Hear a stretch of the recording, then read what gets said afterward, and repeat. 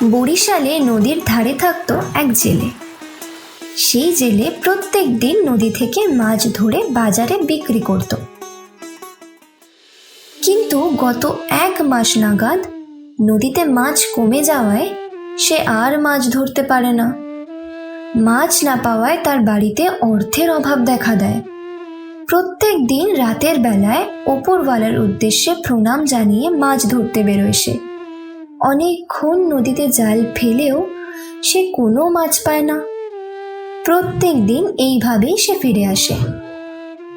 খালি হাতে বাড়ি ফিরে আসায় সংসারে তার সাথে তার বউ ভীষণই ঝগড়া করে। কি গা, আজ তুমি খালি হাতে ফিরে এলে? এইভাবে আর কতদিন বলো তো? তুমি অন্য কোনো কাজ খোঁজুগে, এইভাবে আর হবে নি। 1 মাস হতে চললো, আমরা ঠিক মতন খেতে পাচ্ছি নি। যতটুকুনি সঞ্চয় ছিল সবই প্রায় শেষ। এবার আর কি হবে ভেবে দেখেছো? আমি কিন্তু আর ওই কষ্ট করতে পারবো নি, বলেই দিলুম। এবার নয় তোমাকে ছেড়ে আমি বাপের বাড়ি চলে যাব। জামা কাপড় তো তেমন কিছুই দিতে পারোনি, দুবেলা দুটো খাওয়াতেও পারবে নি। কেমন স্বামী তুমি গা? বাবা মা যে তোমাকে কি দেখে কিভাবে আমার সাথে বিয়ে দিল কে জানে। এইভাবেই জেলের বউ জেলেকে সব সময় কথা শোনায়। জেলে বেচারা মন খারাপ করে নদীর ধারে বসে থাকে। তার কিছু করারও থাকে না।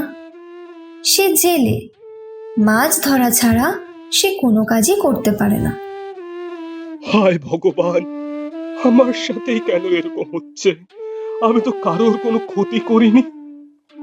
কি করব গিন্নি, আমি তো চেষ্টা করছি। সবাইয়ের জালে মাছ পড়ে, আমার জালে কেন মাছ পড়ে না আমি জানি না। আমি কি পাপ করেছি সেটাও বুঝতে পারছি না। সব সময় আমার জাল শূন্য, কখনো মাছ পড়ে না, তাই বাজারেও বিক্রি করতে পারছি না।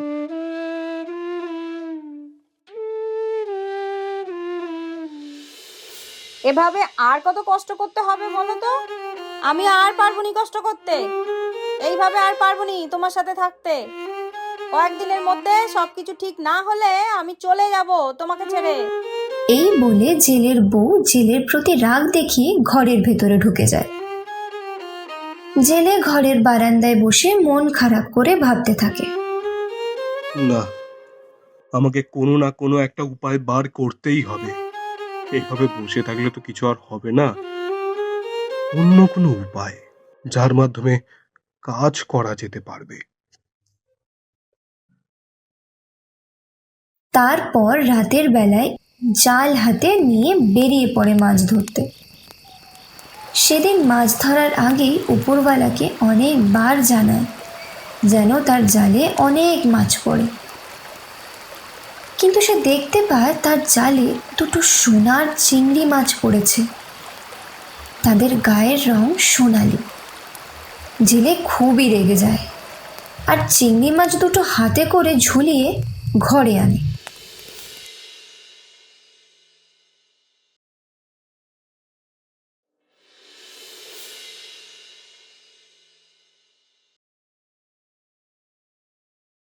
বউ, ও বউ, বেরিয়ে আসো এক্ষুনি, বেরিয়ে আসো। আমার মাথা গরম হয়ে আছে আজকে। আজকেও একটা মাছ পড়লো না, শুধু জালে 2টোই সোনালী রঙের চিংড়ি মাছ পড়েছে। ও মা, কি অদ্ভুত দেখতে! এরকম চিংড়ি মাছ তো আগে কখনো দেখি নাই। এই মাছগুলো এমন অদ্ভুত দেখতে কেন গো? আচ্ছা বলো তো, এই মাছগুলো বাজারে বেচলে কিরকম টাকা পাবে? শহরে বাবুরা অনেক টাকা দিয়ে কিনবে বুঝি মাছগুলো। তা জানি না, তবে মনে হয় এই মাছগুলো বিক্রি করলে ভালোই টাকা পাবো। আচ্ছা, আমি চললাম এই মাছগুলোকে বিক্রি করতে। তুমি তাড়াতাড়ি ঘরে যা খুদ আছে একটু রেঁধে ফেলো তো। এই বলে জেলে মাছ 2টোকে হাতে নিয়ে বাজারের উদ্দেশ্যে যেই না যাবে অমনি চিংড়ি মাছ 2টো বলে উঠল, আমাকে মেরো না, আমাকে কারো কাছে বিক্রি করো না, মেরে ফেলবে। আমরা আসলে এক পরী, এক দুষ্ট জাদুকরের অভিশাপে আমরা দুজন চিংড়ি মাছ হয়ে আছি। আমরা তোমাকে অনেক সোনার চিংড়ি মাছ দেব। তোমাদের সব দুঃখ দুর্দশা দূর হয়ে যাবে। আমাদের বিক্রি করো না, আমাদের তোমরা একটা জায়গায় রেখে দাও।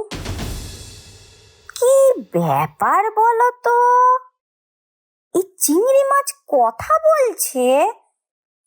তাহলে কি এরা সত্যি পড়ি নাকি? একটা কাজ করো, এই চিংড়ি মাছ দুটোকে বাজারে বেচে লাভ নেই, বুঝলে? বরঞ্চ ঘরে মাটি খুঁড়ে জল ভর্তি করে রেখে দাও। একবার দেখোই না কি হয়। জেলে অনেকক্ষণ ধরে ভাবে। তারপর রান্নাঘরের একপাশে মাটি খুঁড়ে তাতে জল দিয়ে চিংড়ি মাছ দুটোকে রেখে দেয়। চিংড়ি মাছ দুটো তখন বলে, আমাদের সাপ মুক্ত করতে সাহায্য করো, নয়তো আমরা চিংড়ি মাছ হয়ে থাকবো। আমরা আমাদের পরিরূপ আর জাদু এসব ফিরে না পাওয়া অবধি তোমাদের সোনার চিংড়ি মাছ দিতে পারবো না। আমাকে বলো, আমি তোমাদের পরিরূপ ফেরাতে কি কি সাহায্য করতে পারি? যে নদীতে তোমরা মাছ ধরছিলে, সেই নদীর গভীরে আছে এক নীল রঙের পাথর। সেই পাথরটা তুলে এনে আমাদের গায়ে ছোঁয়ালেই আমরা পরিরূপ ফিরে পাবো। আর সঙ্গে সঙ্গে আমরা তোমাদের সোনার চিংড়ি মাছ দিয়ে সাহায্য করব। জেলে আর জেলের বউ এই কথা শুনে ঠিক করে জেলে নদীর গভীরে যাবে। তাই সে একদিন রাতের বেলা চুপি চুপি নদীতে যায়। নদীতে ডুব দিয়ে সে নদীর গভীরে যায়। অনেক কষ্ট করে খুঁজে পায় সেই নীল পাথর। কোথা থেকে এক বিশাল সাপ এসে তাকে জড়িয়ে ধরে। এরপর সেই সাপ জেলেকে নদীর গভীরে টেনে নিয়ে যেতে থাকে। জেলে অনেকক্ষণ ধরে লড়াই করে তারপর তার হাতে থাকা ওই পাথর দিয়ে সাপটার চোখে আঘাত করে। তারপর জেলে সাঁতার কেটে বহুত কষ্ট করে ওই নীল পাথর নিয়ে আসে।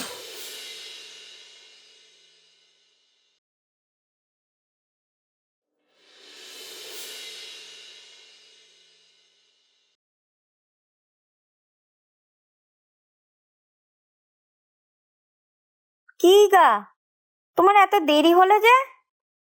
আমার তো ভীষণ চিন্তা হচ্ছিল।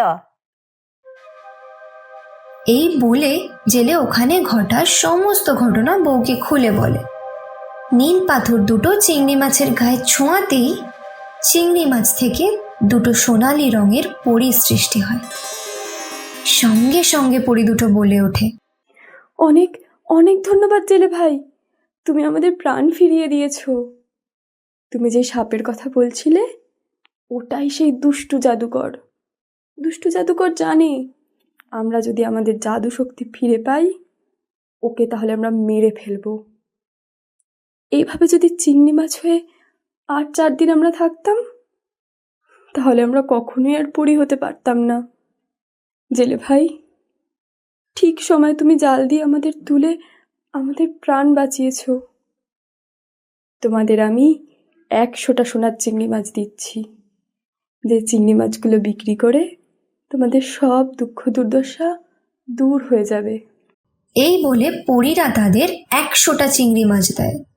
জেলে আর জেলের বউ সেই সোনার চিংড়ি মাছ দেখে খুব খুশি হয়। পরীগুলো তাদের আশীর্বাদ করে উড়ে চলে যায়। আমরা সোনার চিংড়ি মাছ পেয়েছি। জানো বউ, আমি একটা কথা ভাবছি। শুধু পরীর দেওয়া উপহার পেয়েছি বলে নিজে কাজ ছেড়ে দেবো তা না, আমাদের কাজ করে যাওয়াটা উচিত। সোনার চিংড়ি মাছের জন্য বসে থেকে অলস হতে আমি পারবো না। সেদিন সকালবেলা একটা সোনার চিংড়ি মাছ নিয়ে গিয়ে বাজারে বিক্রি করে জেলে। স্বর্ণকার সেই চিংড়ি মাছের পরিবর্তে তাকে 5 লক্ষ মুদ্রা দেয়। সেই মুদ্রা দিয়ে সে তখন নিজের বাড়ি ঠিক করে, গাড়ি কেনে। আস্তে আস্তে জেলে দম্পতির জীবনযাত্রায় আমূল পরিবর্তন আসে। তারা অনেক ধনী হয়ে ওঠে। তারপরেও তাদের আর পিছনে ফিরে দেখতে হয়নি।